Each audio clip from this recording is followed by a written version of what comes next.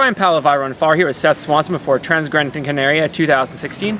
How are you, Seth? I'm doing well, thanks. Yeah? Yeah. How's your training gone this winter?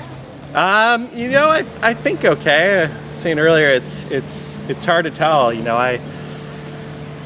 Missoula's just kind of thawed out the last couple of weeks, and so I've been slogging around on snow and ice for the last 3 months, and I'm hoping that translates to strength and endurance, maybe some little bit of speed. Yeah. But it's hard to establish or meet some of those established benchmarks and really know where I'm at. So it's kind of and you're also shifting. Yeah, you're shifting the start of your season, of your real season, a little earlier than you have in past years. Yeah, it's early.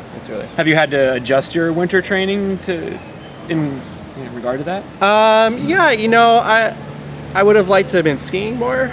I guess. Enjoying the winter, but I definitely still enjoyed winter, and I was just running a lot more. Yeah. But I guess last year I ran Sean O'Brien. That was early February. Okay. But I was totally unprepared for that. I hope I'm a little bit more prepared for this. But yeah, so it's just a lot more dedicated, long slogging days out there, and some frustrating conditions. You were staying on off the pavement and sort of on the packed dirt when you can, or packed snow. Yeah, we'll call it snow and ice. Yeah, maybe some slush. Crud. Yep. It's a mixed bag. You never know what you're gonna get. But some good mental fortitude training. I hope so. I hope that's where it's really coming in. And I mean, I guess we didn't have a ton of snow in Missoula this year, but it's fairly consistent temperature, so the snow just stuck around rather than thawing out earlier. And like I said, we just got thawed out now, but. So it was fairly consistent snow out there. In some big trail running towns that get snow, a couple main trails get packed down, like with good climbs. Does that happen in Missoula? Yeah. To some degree, we definitely lose the diversity of trails. You kind of mental fortitude again. You kind of get stuck with the monotony of a couple of trails. But it's great that we can still be outside. Mm-hmm. And there's some that are a little bit more exposed that tend to either their when exposed get kind of sloughed up with snow, just the wind, or get cooked a little bit. And those tend to be a little bit more runnable, but there's still some options, so it's good. So you've run Sean O'Brien, which is 100K when you ran it, correct? Yeah. And you've run a bunch of 100-milers. This race is only 125 kilometers. Oh, it's 125 kilometers, but the times are not that much faster than, say, a Western States for the winning time. So how will you approach this race in terms of effort and pacing? That's going to be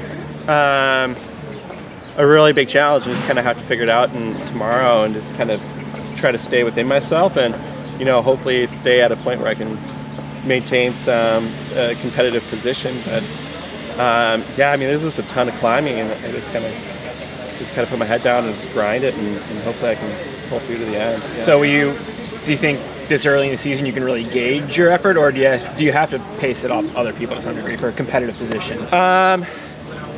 I think it kind of goes both ways. I think it's hard. I have no idea how it's going to start out. I would kind of imagine pretty fast. It seems like that's just the way it goes, and then it kind of would probably settle into some sort of a steady pace. But I kind of just got to go into myself and just feel what I am capable. I think I have an idea, but on that point, the last couple years, the really big races you've run, the Western States and the UTMBs, you've been so consistent right up there.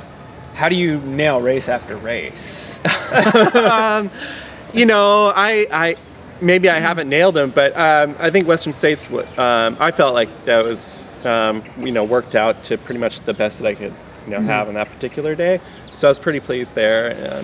UTMB, I had a rough end, and I kind of felt like, maybe I let off the gas, and I should have pushed a little bit harder towards the end. But it's all hindsight now, and I think it's really challenging. I think just kind of trying to stay within myself and just kind of be really cognizant of how I'm feeling, and try to push that upper. It's a fine line, but push that upper line of comfort, and just going over that. And how do you, that's what I wanted to ask you about. It also is, you've been second at Western States twice. You've had a top 5 finish at UTMB. Yeah.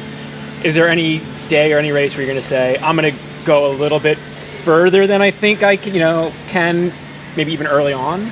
I like to think that everybody's trying to figure that out for themselves. Yeah. You know, and it's a hard gamble. I mean, you know, it's hard, especially not coming to a race I have no experience with, and you know, where it's hard to tell where you should really throw in that effort when it's just such a big, you know, thing to bite off. I mean, there's so much climbing in this race. And, Could you see yourself doing that in another race, like I say, a Western States that you run a couple times in the future? Yeah, I feel like maybe I know or I have an idea of where I could push it a little bit harder. You know, I ran that one twice, so I at least have that to, you know, experience to fall back on, so it wasn't like a one-time deal, and it's kind of hard to gauge anything from there. But I think, you know, having 2 years, I think I know where I could push it a little bit harder. You know, and hopefully, yeah, that could translate to something better, whether it's a faster time or feeling better or whatever it might be. So, in a race like this, there are going to be people who go out really hard, but there's also a lot of probably the most runnable terrain on the course is at the end. So. I know. Yeah. So, you know, hopefully that, you know, that first climb is a doozy, and so hopefully that kind of puts people in check and slows things down. But yeah, I totally expect it to go fast, and that's fine.